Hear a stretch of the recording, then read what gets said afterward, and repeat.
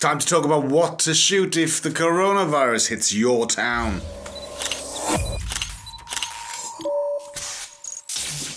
I'm not sure if you've heard, but there's a virus going around the world right now that's causing quite a bit of panic called the coronavirus.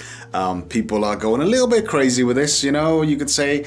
They're clearing supermarkets of bog roll, toilet paper. You can't find the stuff anywhere. Hand sanitizer, soap. They're buying all the pasta and stuff. And also governments are telling people to, if they've got this thing, to stay at home.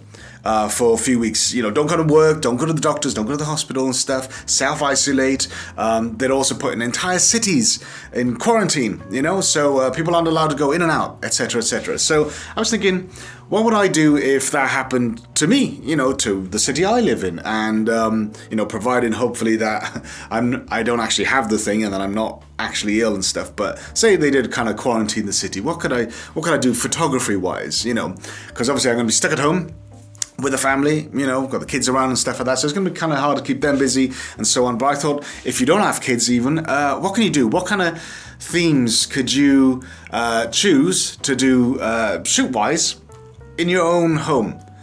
So I made a bit of a list, and I thought I would run through that right now. Now this list is in no particular order, and you may have a variety of different lenses that you can work with and so on. And I thought maybe this is a good opportunity now. You've got a few weeks that you're basically stuck at home, and you can kind of brush up on your photography skills and do things that you may not have done for years and stuff. So I thought, hey, actually, there's a bit of a positive side to this.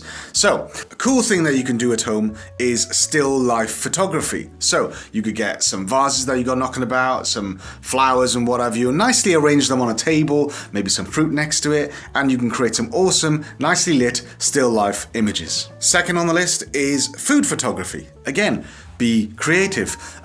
Perhaps you could do something with some coffee beans, spread them around on the worktop and stuff and create something nice and do some nice sort of stock photos. You could try fast shutter photography, such as those cool photos you see of water droplets, we're used with speed lights and all that kind of stuff. You can create some awesome shots. On the other side, you've got slow shutter photography. So, wait until it's dark, get your torch out and start light painting some stuff. You could try smoke photography. I did this years ago where I just got sort of like an incense candle, put a speed light on the table at night, and then I kind of just let the smoke go up and I just backlit it, and I got some really cool abstract pictures. You could try self-portraits. Stick a camera on a tripod, put it on a timer, set the manual focus or whatever, and off you go. Create some awesome stuff.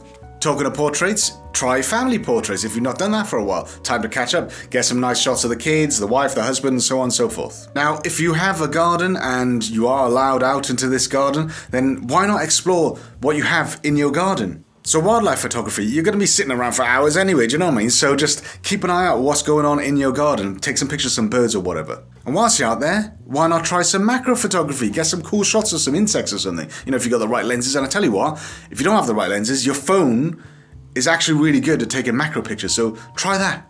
And then I was thinking, whilst you're out there, nighttime, why not some astrophotography? Try that, stick your camera onto the long exposure settings and all that jazz and take some pictures of the stars. Do you know what I mean? It'd be flipping awesome. And of course, if you never tried some of this photography before, there's the University of YouTube.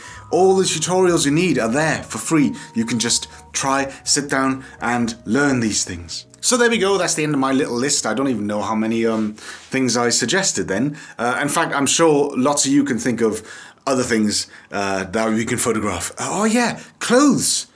Yeah, why not do some cool shots of some clothes or something? Do you know what I mean? Like product photography or something like that. Yeah, that'd be quite cool. Jewellery. Yeah, furniture. Stock shots. Loads of stuff.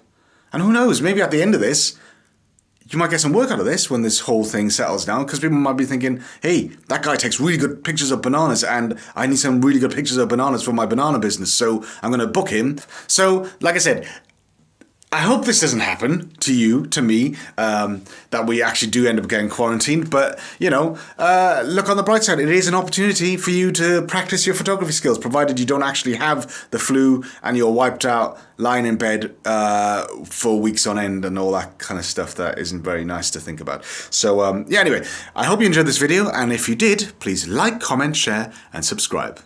Happy days.